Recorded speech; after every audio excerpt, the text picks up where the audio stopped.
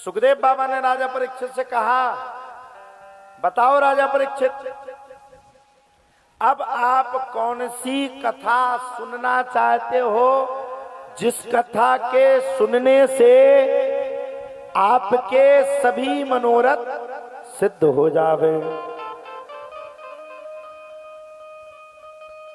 बोले महाराज, अब आप मुझे ऐसी कथा सुनाइए जो वो गरीब ब्राह्मण था, उसने गरीबी में भी कैसे भगवान का नाम लिया।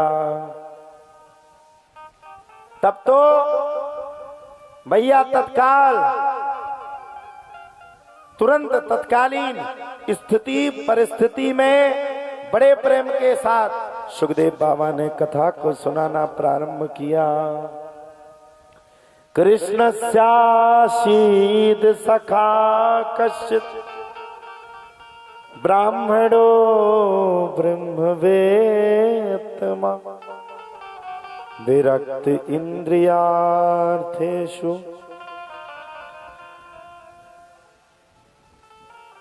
प्रशांतात्मा प्रसीदतः। कृष्णस्यासीद सखा कश्चित् ब्राह्मणो ब्रह्मवित्तमः विरक्त इंद्रियार्थेषु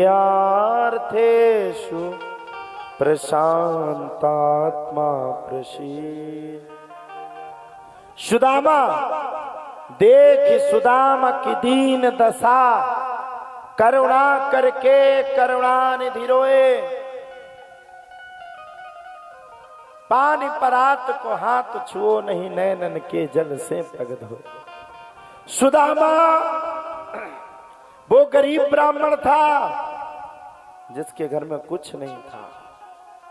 सुदामा का प्रतिदिन का नियम था 5 घर में जाकर के भिक्षावृत्ति करके जो मिल गया तो उसको पा लिया।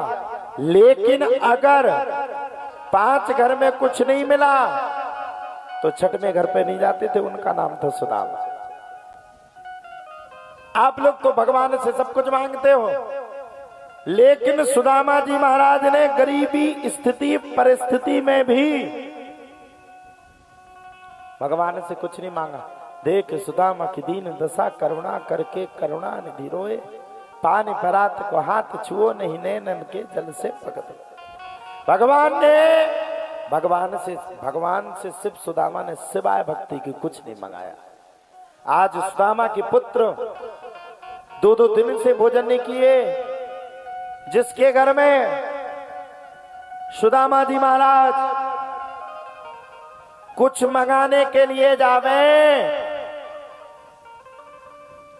वो तत्काल मना कर देवे, भगा देगा, भागो यहां से। रोज आ जाते हो मंगाने के लिए। पुत्र रो रहे हैं, सुशीला बिलक रही है। सुदामा से पूछा तो उन्होंने कह दिया, ओम नमो भगवते वासुदेवाय नमः। सुशीला के दिमाग में बात धस गई। सुशीला के दिमाग पे बात क्या धसी? सुशीला के दिमाग पे यह बात धस गई कि आज भी कुछ नहीं लाए। तब तो सुशीला अपने पति से लड़ने लगी। अरे स्वामी, अरे मुझे नहीं, कम से कम अगर अपने पुत्रों को नहीं खिला सकते तो जन्म क्यों दिया? वो कहते ओम नमो भगवते वासुदेवाय नमः। सुदामा की भक्ति को देख करके स्वयं भगवान भी पिघल गए। आज सुदामा की गलती को, सुदामा की भक्ति को देख करके भगवान भी रो रहे हैं। माता रुक्मिणी ने कहा, आप क्यों नहीं जाते? आपका मित्र यहाँ क्यों नहीं आता? तब भगवान ने एक गरीब भिक्षुक का रूप धारण करके सुदामा के दरवाजे पहुंच गए। भगवान भी कहने लगे, भिक्षाम देहि, भिक्षाम देहि, भिक्षाम देहि। और जब महाराज सुशीला जी निकली तो बोले, महाराज हमारे यहाँ तो सूतक लगा। बोले कौन सा सूतक? बोले गरीबी नाम का सूतक। अरे बोले गरीबी किस बात की? तुम्हारे पति के मित्र तो स्वयं द्वारकाधीश है, फिर गरीबी किस बात की? महाराज जब इतना सुना तब तो सुशीला ने अपने पति से ये नहीं कहा कि आप मिल के आओ, लेकिन सुशीला ने अपने पति से कहा कि आप द्वारकाधीश से मिलने क्यों नहीं जाते हो। 4 मुट्ठी चावल ला करके पोटली बना करके सुदामा को पहुंचाया और पैदल पैदल पैदल पैदल पैदल पैदल सुदामा जी महाराज चलने लगे। और जब पैदल पैदल सुदामा जी महाराज चले, भगवान समझ गए कब तक पैदल चलेगा। रात्रि के समय में शाम हो गया, सुबह उठे तो द्वारकापुरी पहुंच गए। जब सुबह सुदामा द्वारकापुरी में पहुंचे तो सुबह सुदामा के द्वारकापुरी पहुंचने के बाद सुदामा जी महाराज ने सभी द्वारपालों से पूछा, भैया ये कौन सा द्वार है? देख सुदामा की दीन दशा करुणा करके करुणा निधि। आज सुदामा को भगवान अपने महल में लेकर के आए। सुदामा को जब देखा, पैरों में बीमारी फट गई, रक्त बह रहा है, धोती फटी सिलटी दपटी अरुपान की नहीं सामा, पूछत दीन दयाल को नाम, बतावत आपनु नाम सुदामा। सुदामा को भगवान ने स्नान करवाए, सुंदर वस्त्र पहनाए और पैरों को भगवान धो रहे थे तो भगवान को भी सुदामा की दीन दशा देख करके अश्रु आ गए। सिंहासन पर बैठाला सुदामा जी। अब सुदामा जी महाराज इतने बड़े राजमहल में सोच रहे 4 मुट्ठी चावल, और मैंने आप सभी से कहा निर्मल मन जन सो मोहि पावा। देख सुदामा की दीन दशा करुणा करके करुणा निधि रोए।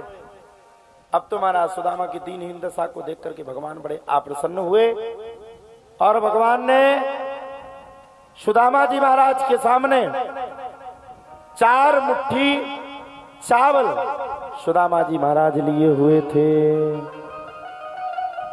और भगवान समझ गए मैं तो चावल देगा नहीं, छुड़ा लिए 4 मुट्ठी चावल।